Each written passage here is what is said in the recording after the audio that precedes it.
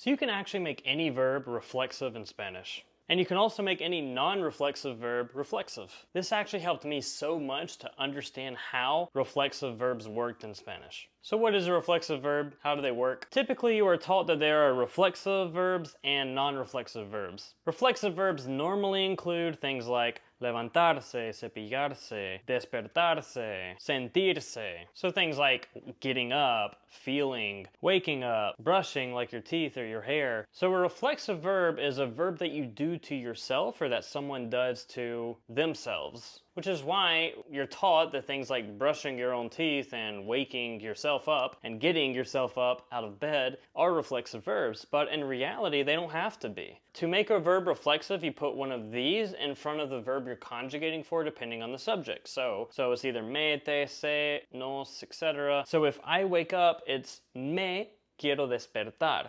Despertar, to wake up, typically a reflexive verb. But I can make it not reflexive if I do the action or do that verb to someone else. If I say, I am going to wake you up at 8 a.m., it would be te voy a despertar a las 8. And we're saying te for you. I'm going to wake you up. He brushed his teeth. Se cepilló los dientes. But if I say, I brushed my dog's teeth, it would be le cepillé los dientes a mi perro. And notice that it's not reflexive. We're saying I brushed the teeth of my dog. We're saying that I brushed someone else's teeth, not mine. Likewise, we can take regular verbs that are typically not reflexive and make them reflexive. So something like hacer, to make or to do, typically not reflexive, but I could say I made myself famous. Me hice famoso. Another verb like comprar, to buy, typically not reflexive. Compré un teléfono nuevo would be I bought a new phone. But if I wanted to say it more like I bought myself a new phone, I would just make it reflexive. Me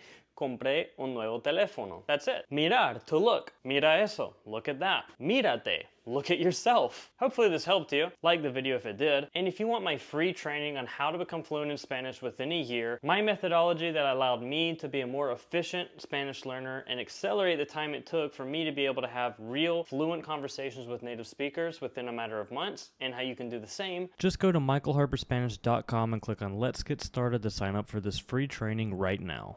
I guarantee you'll get a ton out of it. Follow to learn more Spanish.